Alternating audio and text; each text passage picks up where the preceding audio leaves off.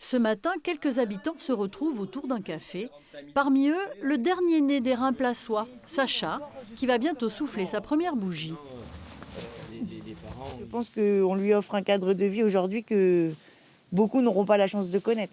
Aujourd'hui, il va pouvoir jouer sans qu'on s'inquiète des voitures. Je veux dire, c'est autre chose, c'est de l'air pur. La vie d'un petit village de montagne, à 1 heure de Nice et à 1000 mètres d'altitude.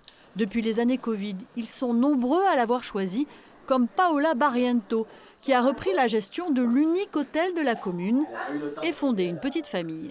Je trouve que Reims-Place est particulièrement bien situé. Enfin, il y a beaucoup d'activités autour des enfants, par exemple, par rapport à d'autres villages de montagne qui sont peut-être, on va dire, moins perdus sur l'idée. Mais voilà, en fait, on est quand même.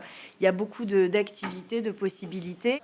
La population a presque doublé en 6 ans. Selon le dernier recensement, 156 personnes habitent ici désormais.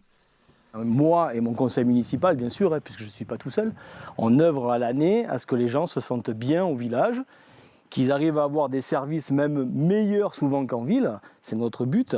Pour ça, on crée, on invente, on essaie de faire beaucoup de choses pour les enfants, pour que justement les familles avec des enfants viennent s'installer.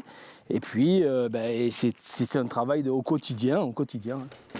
Un soutien précieux également pour les commerçants. Il y a 2 ans, cette artisane potière a pris le risque d'ouvrir un commerce. On est venu à Reims-Place et puis on a ouvert cette poterie. C'était un peu un pari, mais ils ont joué le jeu avec un petit loyer. Et donc, oui, c'est viable. Les restaurations vont bon train. Il ne reste plus qu'une seule maison à vendre. Ce petit havre de paix semble bien victime de son succès.